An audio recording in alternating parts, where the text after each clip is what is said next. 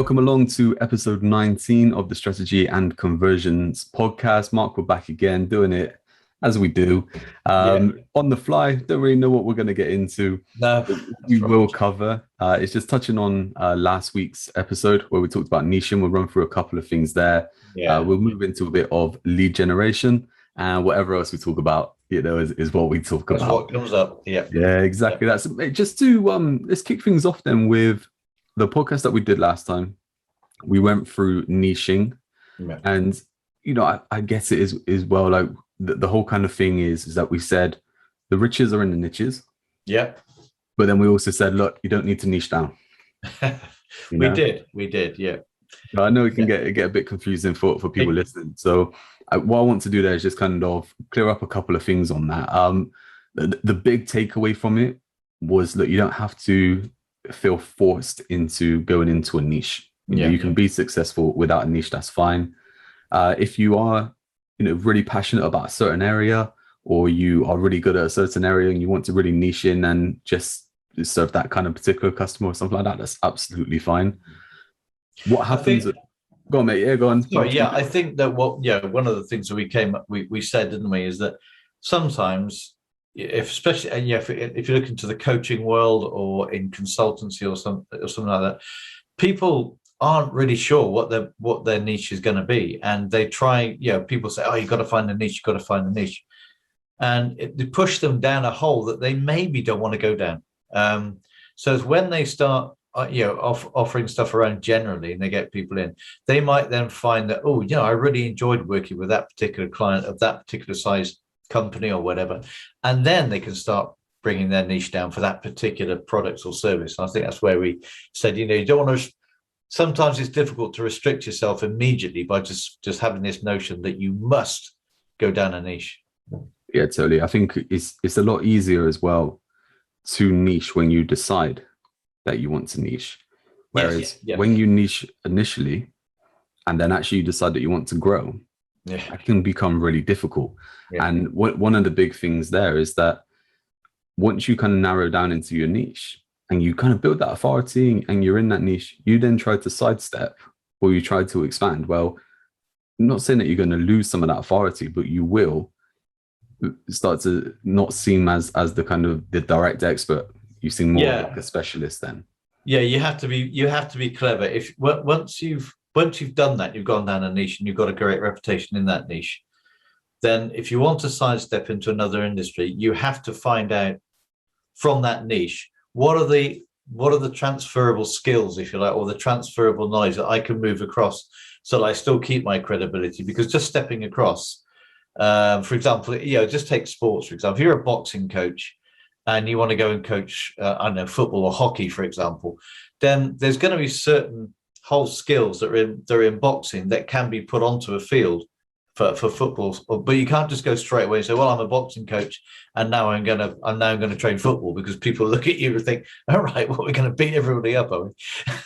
That's a really good example there. I like that, because you could get someone who is a mindset coach, who is a resilience coach or something like that. Do you know what? Athletes is who they deal with. Yeah. Right? And that's perfect, because you could have maybe someone in hockey or someone in football, someone in boxing that you deal with. However, then if you really niche down to begin with and you said, I'm a resilience coach just for cricketers, where you've then taken a lot of money off the table, because you're just with cricketers. You may be able to get just one cricketer who pays you a lot of money, who knows, or just a small amount, and that's fine. But if you wanted to then grow a business, you're quite restricted in how you could then bring people in to serve more of an audience. And when you start off by saying, I want to be a mindset coach for cricketers, in the cricket world, you haven't got any credibility. Mm-hmm. So people are not going to think, well, they are going to ask the question, well, who are you and how can you help? Whereas if you say, well, I've done this already with a work, I'm a mindset coach. I've worked with these different people, different sports and people. I now want to niche into, say, boxing. Then people say, okay, I can see where you've built up a kind of bit of momentum. And then when you say, right, I got a product that is purely aimed at boxing, mindset resilience for boxers. And I think what's really cool there as well is that, you do get it as well. There are some top kind of like resilient coaches, some mindset coaches. And their whole thing is, I deal with elite people. Yeah. Right? And that's fine as well, because you not so much niching. It's a broader market, but you're still specializing in a certain area. Yeah. Right? Yeah. And you could then have, you could have a UFC fighter, right? You could have a top lawyer. You could have a stockbroker. You could even have a doctor. Like that could be you're doing that kind of resilience thing. You're putting people in the right frame of mind for when they go into a high pressured environment. Yeah. They're going to deal with it. And that's absolutely fine. You don't have to then be just a resilience coach for UFC fighters. No, exactly. Yeah. And it's like that's the point that I kind of wanted to get across within that podcast last time, is exactly like what you said, is that the focus a lot of the time on people who are saying to you that you need to niche down. It's a very diluted view. And in all honesty, I think a lot of the times the reason why that's being said is that you can pick up quick results, and it does make it easier when you go about your marketing if you are really down in a niche.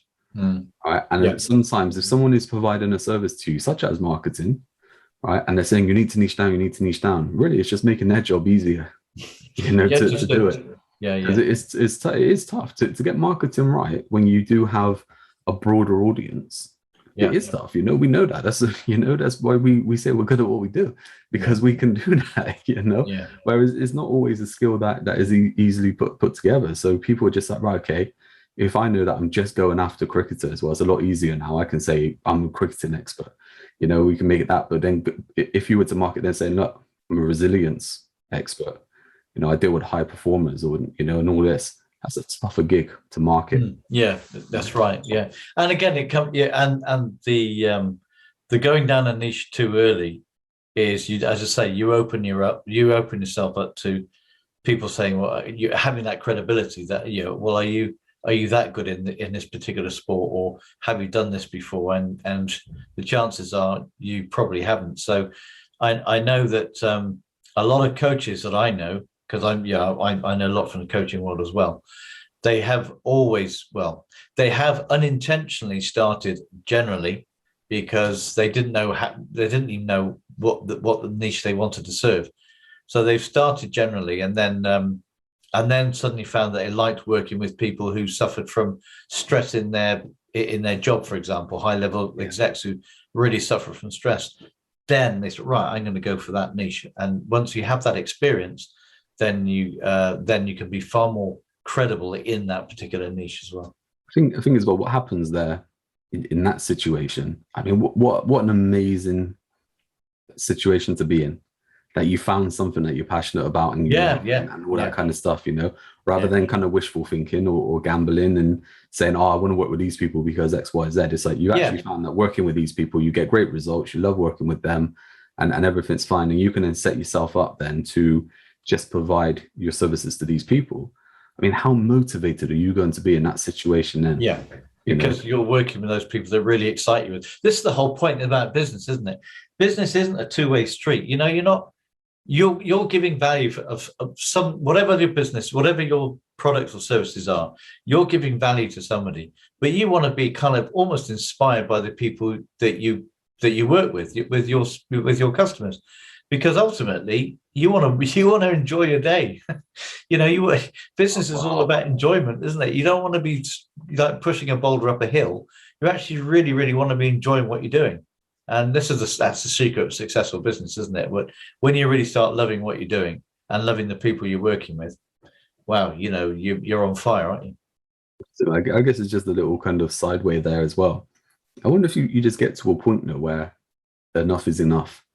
Like, I was just thinking, you imagine if you really like snooker, and you're really good at snooker, and you become a pro snooker player, and then all of a sudden you're like, I've had enough of playing snooker.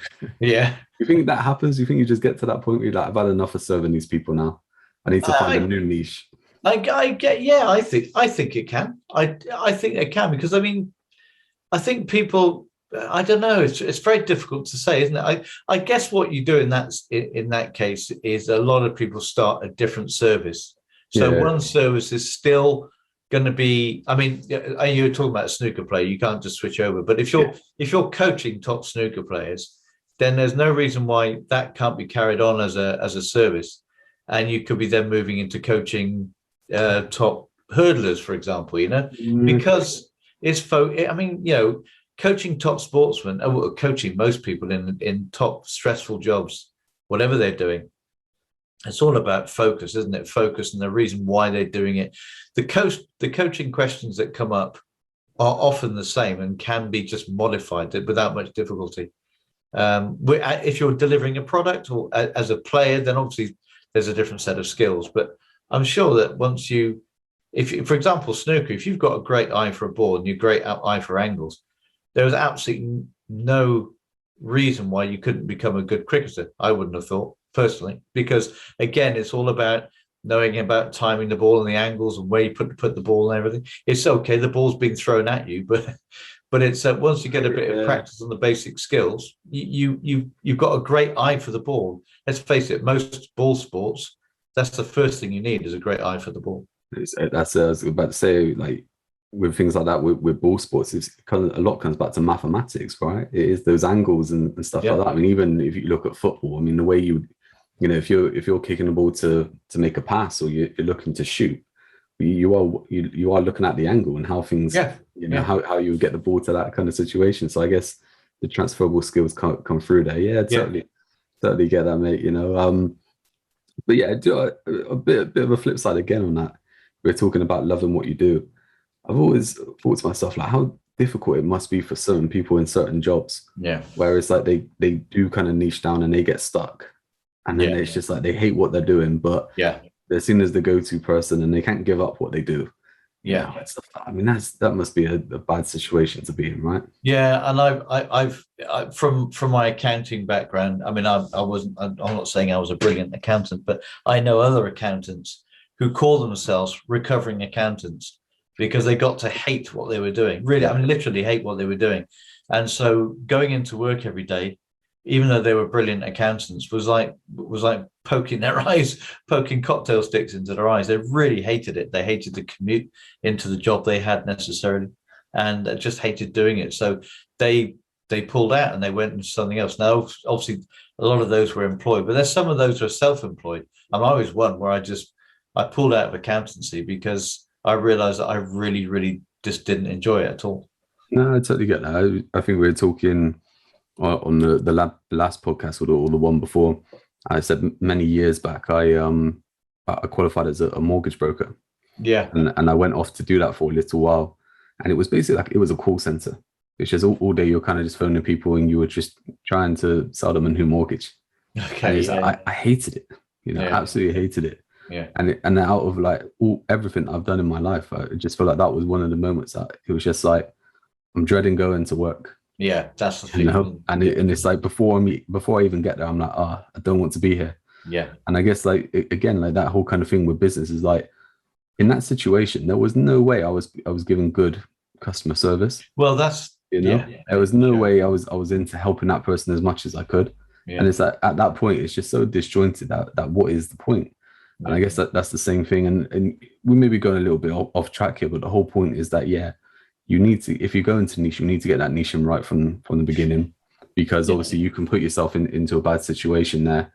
Yeah. And you, like I say, you can limit your opportunity as well, because you don't have to niche. And like we said, you can still niche products without actually niching yourself or your business.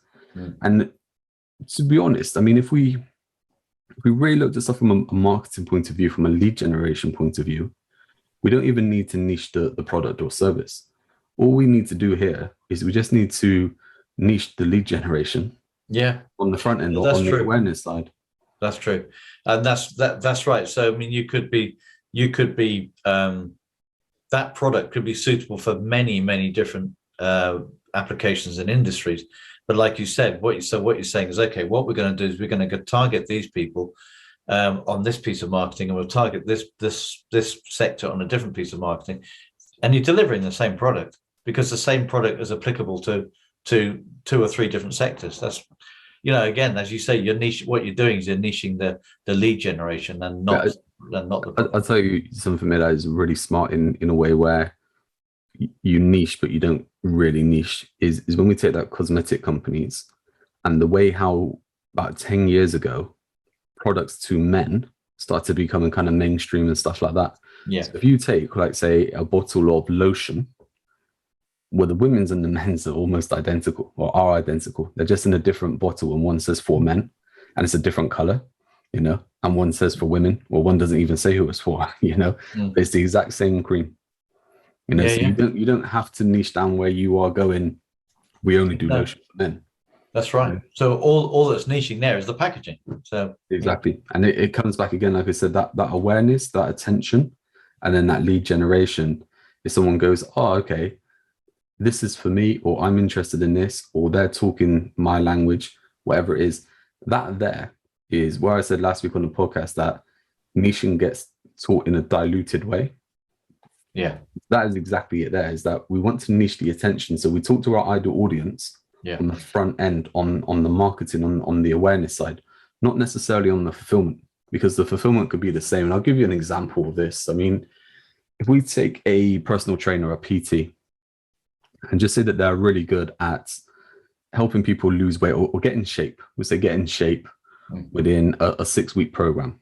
So they're really confident. They know that they have this 6-week program and they can get someone in shape for, within that time frame. That there, they could offer that to, say, a groom getting married, right? And they could say, right, okay, look, we can get you in shape for your big day, right? They could also turn around and say, I mean, this sounds quite kind of sexist or stereotypical, but it could be for women for their Christmas party. Yeah, it's just like, drop a dress size, get in your best shape for the Christmas party. It could be someone going on holiday. Yeah. It could be someone who, say, has had a health issue and they need to drop some weight within, and they need to drop, or get in shape, right? So those 4 people there, right, totally different customers. Absolutely, yeah. Right now, if you niched into just one of those, you niched just into grooms getting married, right? Or can I say grooms getting married? Because it's going to be groom, like, they're not going to be a groom if they're not getting married, right? Yeah. So it's just, if they just went after those people, it's a small audience. Yeah. Right? Yeah. It's a real small audience. They're leaving money on the table because that service can still serve those other 4 people, right? Those other 4 people. I mean, the person who needs to drop weight or get in shape because of a health issue, they don't care that you're helping people get in shape for summer, or you're helping people get in shape for Christmas, or you're helping grooms or whatever it is.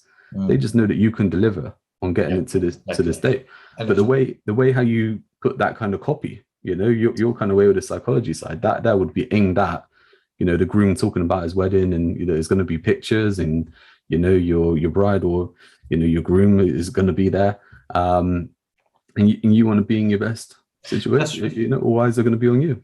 That's right. And as you said, it does come down to the copy, because the copy then, if you just talk about grooms, so you got somebody who's got a groom, and you got somebody who needs to lose weight for health reasons.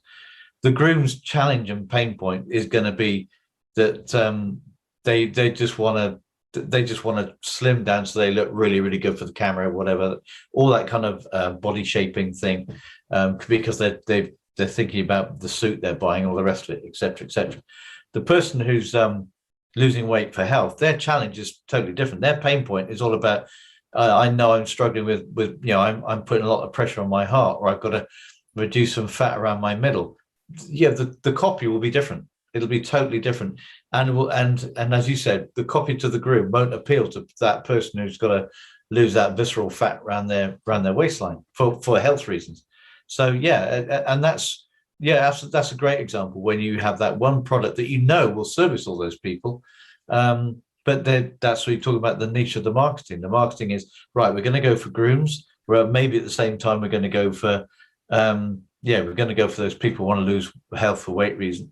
We're also going to go for the women who want a sort of a bikini body for the summer holidays, or even just like just for confidence. For anyone, just for confidence. That's the thing. So all of a sudden now, we've got a pool of customers, right? So a pool of client types, avatars, personas, whatever you want to call them. We've got a pool of them, and our service can basically service all of them. It's appealing to all of them. Yeah. But if we just went into one, well, we're leaving a lot of money on the table, right? From a business point of view, this is where it gets. This is where we talk about strategic marketing and business growth, right? Because we're not just talking about marketing for putting out some posts on social media, right? We're talking about how marketing supports the business growth. So, for instance, there, if you're a PT and you had this program, 6-week program, or whatever it is, right? all of those customers, the one thing they have in common, that once they complete that 6 weeks, they're going to go, okay, I need to stay in this shape. Yeah. They can all go into the same membership then. Yeah. Right. Absolutely. Which is or the same kind of, we're going to do a coaching, a group coaching thing once a month, or we're going to do, like a 2-a-month personal training session or something like that, or we're going to do a plan to help you keep that weight off. They can all receive the same thing, but that front end lead generation, that front end acquisition is different for many different people. But once you get in and you provide your service and the back end services, they're all the same. Yeah, they can who they are. Yeah. So then that's right. So your service caters for all those people. I guess you could even get to a stage where you could have different memberships for the grooms and for the people who need to lose health. You could have different membership programs, if you like, running for them, but they still get the same content because it's exactly the same. So you can spin it as many ways as you want there, but the point there is that you give yourself options.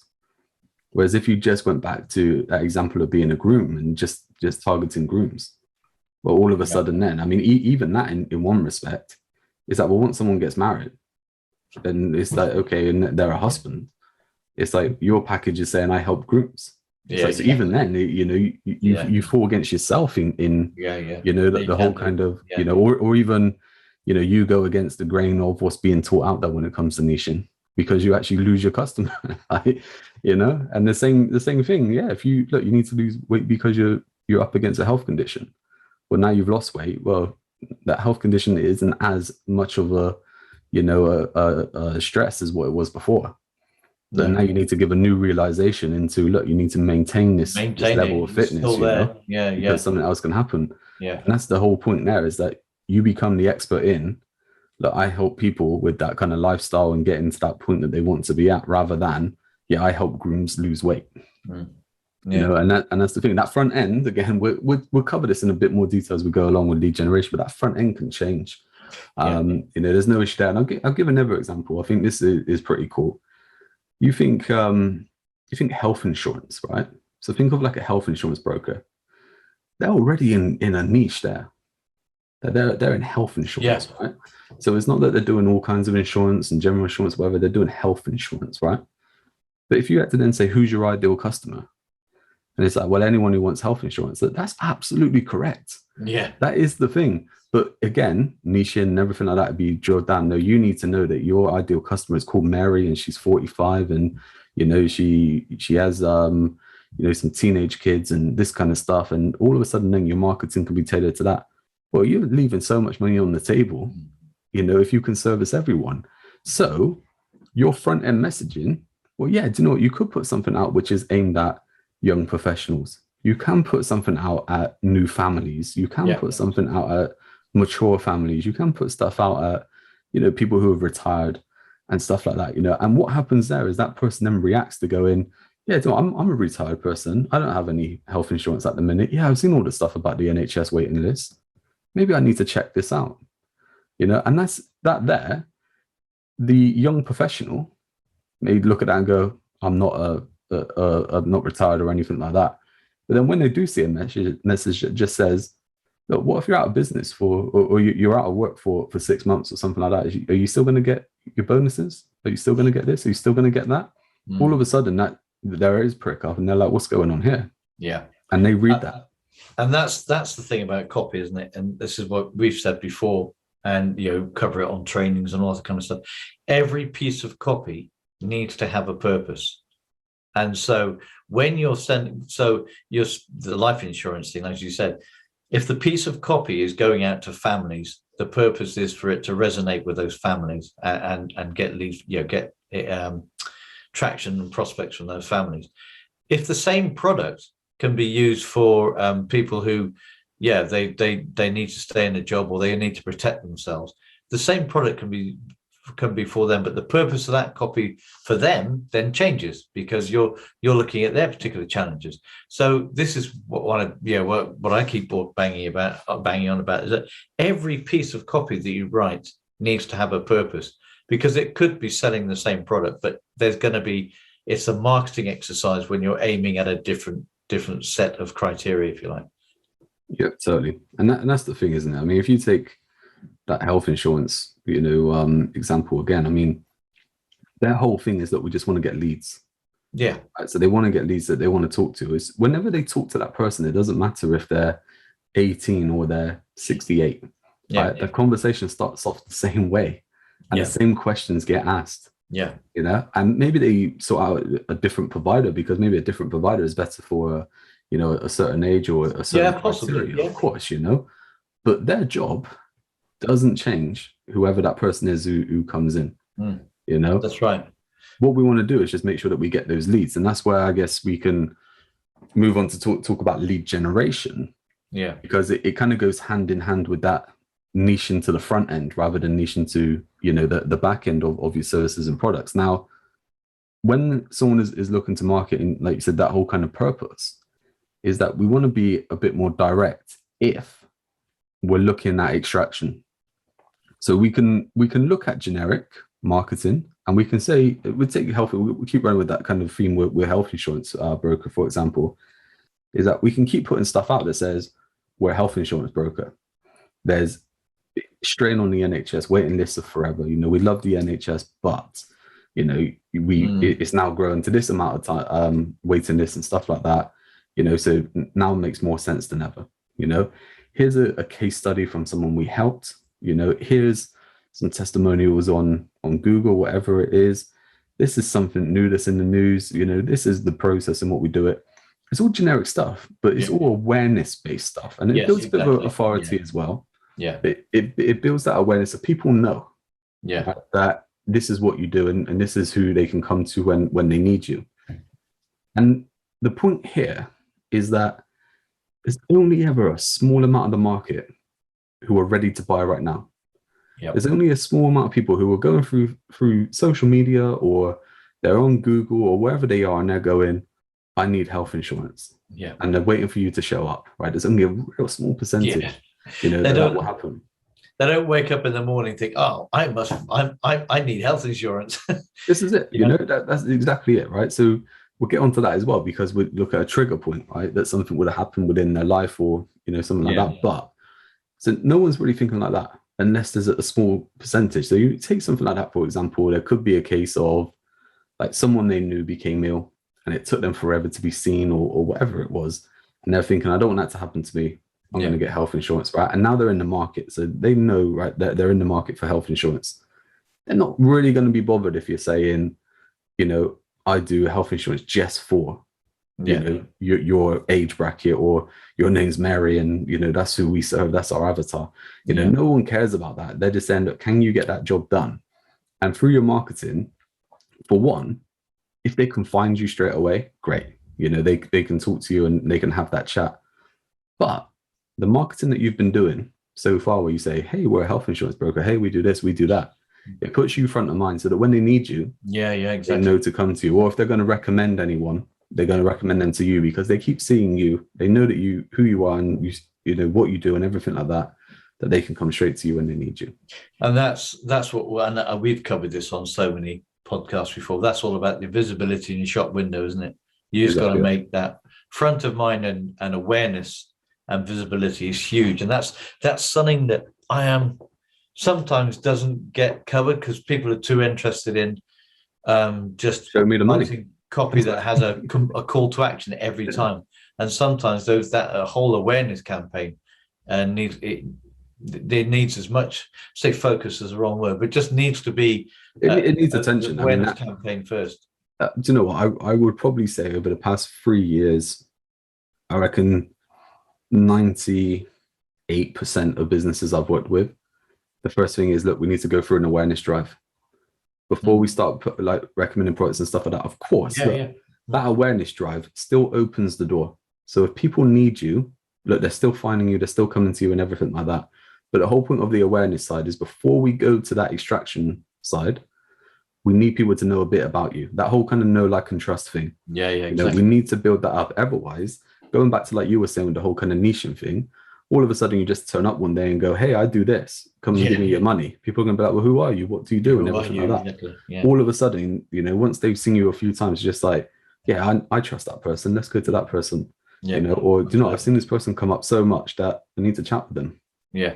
You know, and that's the difference there with that. But where you said with that kind of copy, I think that happens a lot with things like ads and stuff like that, where a company will go, right, okay, look, we need to market our business. And they're not talking about marketing, they're talking about advertising.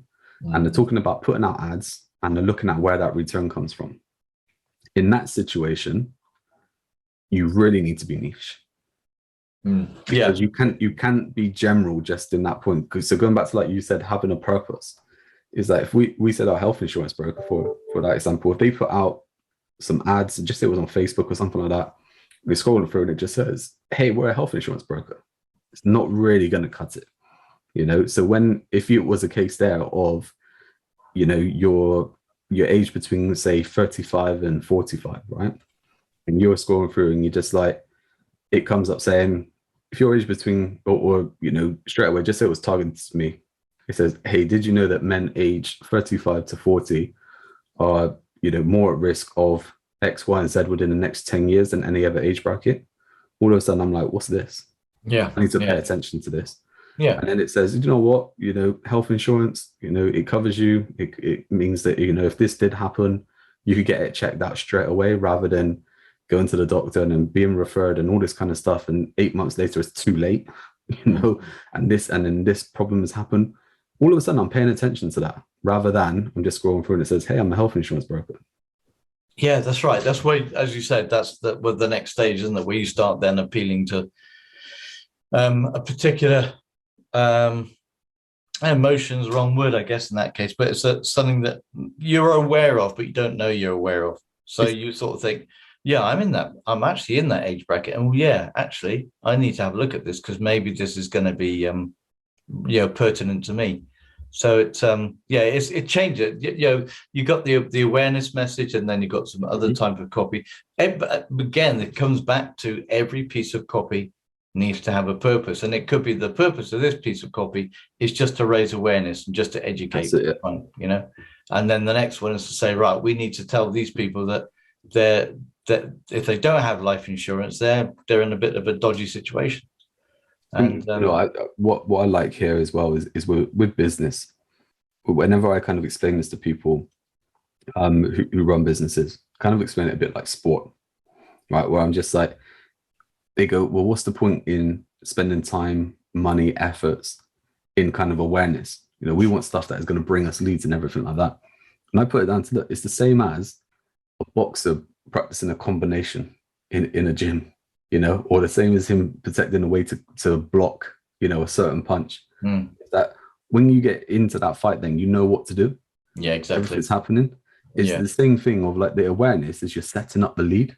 Yeah. So it's like you're doing that whole kind of jabbing all the time. Yeah. For when you want to throw that right hook. Look, when that customer comes to you, and this is the whole point of marketing. I think this is what people miss, is that when you get a lead, that lead should convert.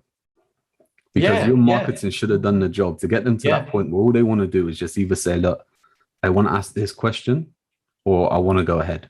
You know, that's the whole point. You don't want to be having sales calls and stuff like this. No, that's right. That's the whole point of your marketing, is that you get to that point. But what happens is marketing, you know, most people don't have effective marketing. So what it does is it just scratches the surface and says, come here, you know, or they give away like a lead magnet, which is totally irrelevant or something like that. And then they go, oh, by the way, would you like our health insurance service? And they're like, hang on a minute. You know, I mean, this is a good example to raise on this one. Competitions became a big thing. I don't see as many anymore. You know, it's quieting down a lot, and really because it didn't work. But going back, say, a good kind of 4 years ago or something like that, competitions were really massive on Facebook. And people would be running competitions and it would say, look, like this post or comment, tag some people below, you know, and stuff like that. And we'll pick a random person for a £20 Amazon voucher, right? But who doesn't want a £20 Amazon voucher, right? Everyone wants a £20 Amazon voucher. But if then your page is for dog grooming, right? And then you're trying to contact all those people and say, you know, do you want to bring your dog in for a haircut? And they're like, I haven't got a dog. They entered your competition because they want a £20 Amazon voucher, right? Yeah, exactly. Yeah, and it's like, and that there is people will be counting that as leads. They'll be going, oh yeah, we got all these leads for you from this competition. And it's like, they're not leads. There's people that wanted me to give them £20. People wanted a voucher. Yeah, It's like, and that's the same thing, is that when you go through your kind of lead generation, where you get some companies will have stuff in place where they attract people in, but they attract it on such an outer circle. Yeah, they're not warmed up. They're not in that zone yet where they're ready to buy, or they've even had that realization. I think that's what the kind of word is, what you were trying to get to, is that it's kind of new realizations where you kind of go in, do you know what, maybe I do need this, or maybe I am interested in this, maybe I want to read something else. I didn't know this before, now I know it. And it's that kind of stuff that pulls people in then into your own ecosystem. And do you know, it's interesting because one of the things, again, talk about on the copy is that you write the copy to also be a filter. So exactly as you said earlier, the sale doesn't become a sale, so to speak. It's just a conversation, because they already seen what you stand for. You've already built up that relationship. You've already given them enough information that they feel that they know you. So when you have a call with them, it's they want your product, they want your service, and so the conversation is, okay, how can I help you? And then there may be a couple of other questions there, and then it's just such an easier conversion. And then we always say, not only do we create copy that brings in more leads, but we bring in warmer leads that can convert. And one of the ways in that is, it's interesting as well, it's the sort of reverse psychology. It's telling them what you don't want. Okay, we don't want you if you're this. We don't want you if you're that. We don't, and especially when it comes to things like business coaching and that kind of stuff, where you say, we don't want you if your turnover is this, or we don't want you if you're not serious about this. And people think, oh, actually, I am, and my turnover is. So they almost, hang on, I want this, and you've converted that. And all of a sudden, they go in, they have the call with somebody, and they have become they hopefully become a customer, but they could have become a prospect even before they and without them realizing that they did want that. Sorry, a long way. No, totally. I totally get that. I think the best way to describe that as well is going back to like I was saying, with there's only a small percentage of people who are ready to buy right now. Think of it as a pyramid, or a kind of mountain sort of shape. I mean, mountain works well because you get that bit of snow on top, right? Like that bit of snow on top of the people who are ready to buy right now, or in a position where they could be sold to, right? But what happens then, that mountain, as it gets bigger, as you go down towards the base, is there you have the kind of different levels of awareness. So you will get people who they're aware of the problem and they're aware of the solution. They just haven't taken the next step yet for whatever reason. And that's where our marketing about opening up each day and stuff like that is really effective, because those people then, when they're ready to go, okay, they're the ones who come to you, that's when they're ready. You then get people who are aware of the problem, but unaware of the solution. Yeah. So our marketing then is letting them know, look, we understand your problem. We help people with this problem. We have the solution. This is the solution here. You then get the people who they're aware of the solution, they're unaware of the problem, or they're unaware that they have the problem. So you're educating them into just saying, look, you do have this problem, and that we can help you because of this. And then you get the bottom part, which is massive, which is the people that have no idea of the problem or the solution. And it's those people where the gold is. I mean, that there, if you can penetrate that market, you'll be getting as many sort of as many customers as you want. But it takes a lot of sophistication and I guess marketing comprehensiveness, if that's the right word, to be able to get into that. And it all comes back to doing the right things with awareness and authority and building them on that. Absolutely. And getting it right. But that there is the thing. I mean, I think that's what people miss, in businesses. They think, okay, look, that whole kind of build it and they will come, I've niched down, I help this person do this, blah, blah, blah. And they don't get any customers. And it's because, look, no one's even aware that they have that problem. There's a huge education. I mean, this is the thing with copy. It's interesting. there's a school that, and I tend to agree with it. There's a school that says there's two types of stuff you write. There's copy and there's content. Copy is when you're selling something, and that's really all it's about, is call to action. And then the content is when you're educating them before the sale. So a lot of visibility stuff is all about education. You have to educate you have to educate your prospects, what you do and what you don't do. And you get to stage, if you've educated them enough that when you put the copy out that's selling a product, they're ready to go, because you've kind of farmed them, if you like, for want of a better word. You've put them into a field of people who are ready to buy, or your mountain analogy. They are the top of the mountain, and you've done your awareness stuff. You've kind of like you've got them really anticipating what's coming out. So when you sell, yeah, it's they're much more ready to buy, because you've educated them enough that they know, and you've almost educated them enough to exclude them from your pipeline. Mm-hmm. So you've got to the stage where you've educated the people who you probably don't want to be working with at some point, and you've got the cream of people that these are the ones who are not going to waste your time, who are going to be really serious about what you've got, are going to make it work for them. So when it comes to the marketing, for example, what we don't want is people who just want to dabble in it and think, well, yeah, we can do a bit of this. We want people who are going to take action, say, yeah, I need to do this. I need to increase my sales, whatever the thing is. And yes, they're going to take action. So we want action takers, people willing to implement, people willing to put in the work, and people who are open to doing different stuff in a different way to get the outcome they want. So that's all part of your educational program, isn't it?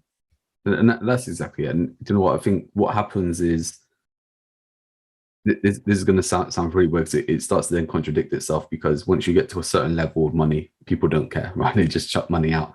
But when you've got a product or service, I think the higher in price you get to, the more of that education process you need. Because a lot of people, before they, if you take, for instance, I forget what they call it now, with where you'd have like a product in a shop, impulse buy, right? So you would have a product position that is cheap enough that you can just buy it, and you don't really have to think about it. Just the same as someone says, okay, look, you buy like a sandwich and they say, do you want to upgrade that to a meal for an extra 50p? You think, I'll do that sort of thing. You don't have to think about it. But then once you start breaking through different barrier levels, so you go above probably about £200-300, right? All of a sudden people go, okay, I need to just think what this is before I part with my money. Yeah. Right. You start getting up. Yeah. You start getting up then to like £1,000, and people go, okay, I need to really understand how this is going to help me. Right? And then you start getting up to maybe like 5,000, 10,000. And it's not a case of, people go, I'm not going to spend this money, because they want the outcome. They want the service or whatever it is. The same as like, buying a car sort of thing. It's like, you want what it is that comes out of it, but you just want to make sure that before you part with that amount of money, because it means more to you than, an extra 50p, then you go through that stage of, I want to know a bit more. I want to be educated. I want to make sure that the person I'm buying from is, who they say they are. I want to make sure what I'm buying is legit, and I want to know what the outcome is. And it's like that there just takes that bit of extra kind of education. Whereas if you didn't put that education into your marketing, you're missing out on the customer, because you're just going, I like, if you take it, you say coaching, for example, right? There's coaches who, they won't get out of bed for 50k. Right. And they've got all this kind of proof behind them and stuff. And they're just like, look, unless you pay a 5k deposit, we don't even talk. Like that kind of thing, right? They've got to that level. But if you just open up tomorrow and you say, yeah, I'm a coach, I charge 5k, call me if you need some help. People just aren't going to call. No. That's the thing. But if you go through a stage, you say, look, I've helped this person do this, that person do that. This is the stage that you're at. This is what you want to get to. This is the process. This is how I can help. Yeah, okay, look, it's $5,000, but this is an investment into you and your business, and this is how you're going to get to this point. It's a different situation. When you've built the authority, isn't it? You've got to take time. So, I mean, the old analogy, the Google analogy of expertise, authority, and trust is actually spot on, isn't it? First of all, you show that you're an expert, and then the authority that you actually do deliver what you say you're going to deliver, and both those together will build the trust. So the great model that I created for the copywriting does that. Is in the copy. It's interesting. I was coaching somebody today, writing an email sequence for an accountant, and the email came back for me to look at, and it was a bit light. No, sorry, it wasn't an email. It was a LinkedIn post. It was a bit light, so it needed to be beefed out a bit more. And I just showed that, okay, this is how it flows. So the grabbing the headline raises the emotion, and then it's getting that attention by raising kind of the desire that, this is the situation you're in now, and it's not really nice, is it? And then it's saying, okay, so these are steps that you probably that need to take, and we can deliver them. And this is a testimonial of someone who's done it, and that just by producing that one post. And the testimonials only had to be one line, because obviously in LinkedIn you've got character limits and stuff. Yeah. But if that's enough of a post for people to think, all right, okay, yes, I do need that, and so and so they did right, I'll check this out, because that's all you want them to do. You're not asking for them to buy; you're asking them to say, okay, the great model T for transform, so that ask them to click on a link and just check out the website, because then you've got them onto your website, and there, hopefully, if your website is constructed well enough, you can start. That's where your selling tool. But the copy is to get them to do something, to actually take another step and get into your ecosystem. And I think too many people think that copy is all about, I'll write this and then I'll put, this is what you need to do, buy it here. Because people don't, like you said, especially if the service or product is a bit of a higher price, people might get impulse buyers at lower price stuff. But normally, even that seems to be reducing a bit nowadays. Yeah. But at a higher price, a higher ticket price, people are going to want to make. Hang on a minute, where's the Which magazine for buying this service? They're going to want to go through all these. Okay, where's the authority? Where can I see I can trust you to deliver? And they're going to flick over the pages, so to speak, to keep looking for that. The big thing there as well is that I think reading between the lines on something you were saying there, just open it up to, I think, summarizing it best, man. We'll wrap up this episode shortly.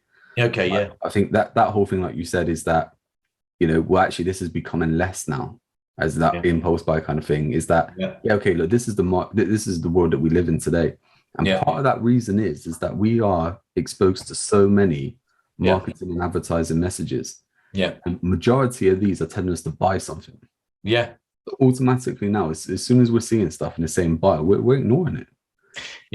We're going, well, I'm not giving you my money. You're just trying to show me some ads or show me some posts that are just that point. And this, we have come to that point. The pandemic opened this up so much that I think people haven't noticed it, but it put so many people who want marketing online before are now coming to market online. So they're getting involved a lot more in social media and stuff like that.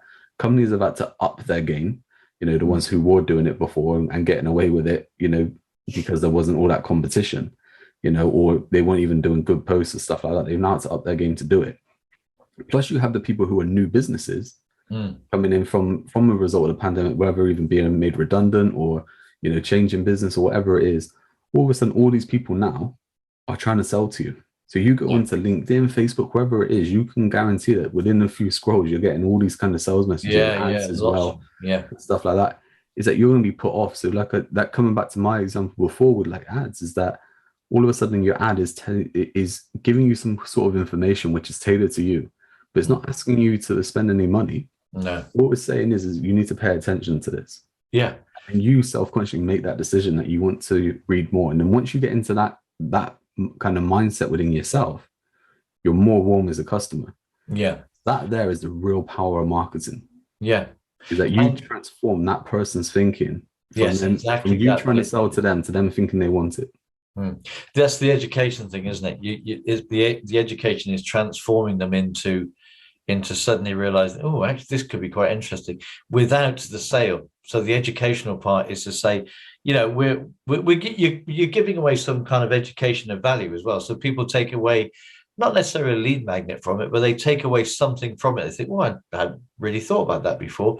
Just even if it's a question, in some cases, some of the best copy ends with a question. and it's the question, an open-ended question that makes the person think, oh yeah, I hadn't thought about that. And that's enough sometimes just to pique their interest. So they will look out for your next post or next email, because you've made them question something they haven't questioned before. And people start to think, oh, that's interesting. I've never thought about that before. So the theme carries on a couple more times until they suddenly realize that they have this gaping hole in their business for whatever that is, where they're either losing money or they're losing leads that they know they need to patch up. And that's where somebody can go in from a marketing point of view and actually give them the solution. I'm just thinking as well, we had an earlier podcast episode which was titled how to double your sales, and in there we went into the fact of, look, you need to follow up. And we were going on about kind of several times, we were saying fortune is in the follow-ups. It's that whole kind of thing, as people will get leads, they try and follow up with them, they don't get anywhere, and then that's it, it's a dead lead. Or actually, if they spent the time marketing to their leads, right? I mean, that even sounds the same to businesses, right? You need to market to your leads. It's like, well, actually, that's exactly what you need to do. Because you're not wasting time, money, and effort on just, fishing, basically. Exactly. You're marketing to those warmer leads. And someone, I can't remember, I read a stat, you might know this better than I do, I suppose. There was a stat that was saying that people need to be followed up at least 5 or 6 times before they even think about buying. And most people give up after two times. I think it was in that podcast. I can't think off the top of my head exactly what it was, but it was in that episode. But what it basically said there, is that most people will buy at that point. But I think it was less than 50% of businesses would even do it more than twice. So it was like, if 80% of people buy on the 5th time or after the 5th time, but 50% of businesses only market twice to that lead. There's a big void being missed. Right? Exactly. If you just get that part of your marketing right, that you market to your leads, you're going to get more business. Because if you're not doing it, someone else is. The thing, this is the best thing, mate, is that people are going to spend their money. Right? As if they spend it with you or they spend it with someone else. And the big difference there is how your marketing works for you. And I think that's a great kind of point to end on today's podcast. But what I will just kind of cover quickly is that, like you said, with getting back that kind of copy then to look out for the LinkedIn post, you can see what needs fixing straight away. Right? The same as that we've been through this before with like kind of strategy and funnels and stuff like that, is that when something isn't working, I can see what needs to go in there. The same as a mechanic can see what's wrong with the car and all this kind of stuff. But even for us, me and you and I, if you want to speak properly, right? But to us, we have blind spots, right? That the other person then helps out on, because every person has those blind spots within their own marketing that they can't see it. When they're doing it, they can't see it. And then you get someone else look at it, and all of a sudden it's like, what about this part here? And you go, actually, we need to change this here. The amount of times that we've done it where we've put something together, we've gone back and forth 3 times. And all of a sudden it's evolved into a monster. Right? Where actually it just started off with something that was okay. And it's like that power there is that sometimes you need more eyes on, whether that's us, whether it's someone else, right? But you need those eyes on. But those objective eyes as well. This is why it's good to have, blowing our own trumpet, but it's good to have people like us come in and have a look at your marketing, because there could be some things that we can see straight away, which you've been looking at for hours and you haven't picked up.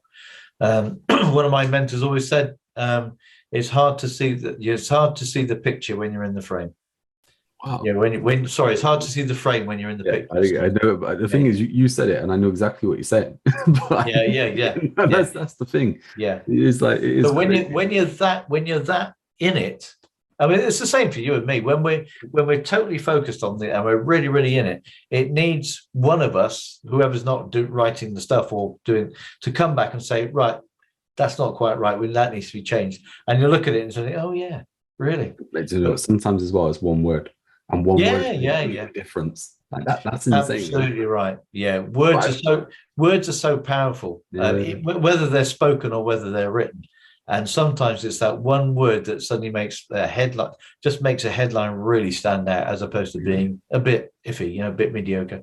I think as well, mate, just to finish up on that, is I think like we're saying about eyes on your marketing, I think a lot of people look at that as when they think we don't know what to do next or something isn't working. But actually, when things are working is when you really need some help, because there's so much opportunity to look at where you can increase different areas and where you can simplify different processes and stuff like that. Again, not to blow our own trumpets and say, you know, we're really good at this, but we are.